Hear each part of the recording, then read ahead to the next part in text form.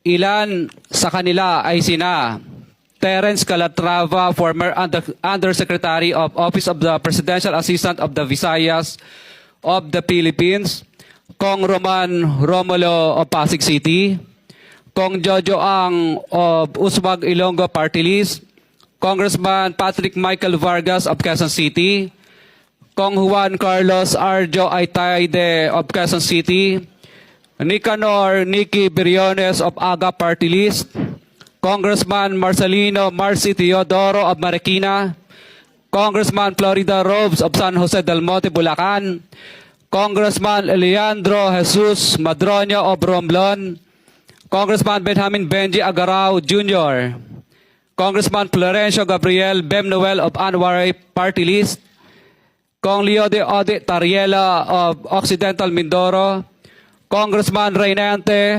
Arrogancia of Quezon City, Quezon Province,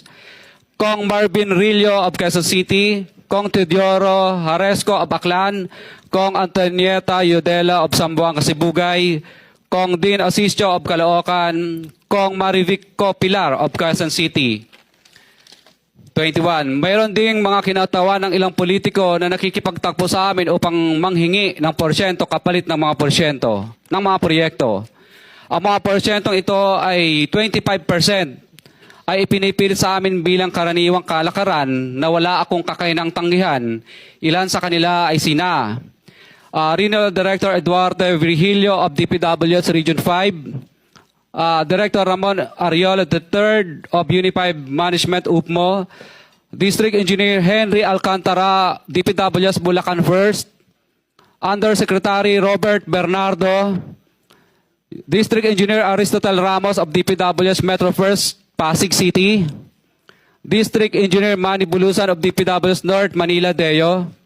District Engineer Edgardo C. Pingol of DPWH Bulacan Subdeo, District Engineer Michael Rosaria of DPWH Quezon Second Deo. Karamihan sa mga kawani ng DPWH na nabanggit sa itaas ay paulit-ulit na binabanggit ang delivery ng pera ay para sa kaisaldi ko na dapat at least 25%. Si Kong Marvin Rillo naman ay ilang beses na binabanggit ang pangalan ni Speaker Martin Romualdez bilang kanyang malapit na kaibigan. 25.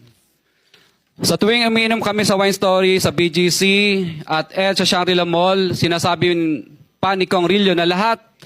ng kanyang request para sa pondo ay galing pa mismo sa unprogrammed funds at insertion na inaaprubahan ni Speaker.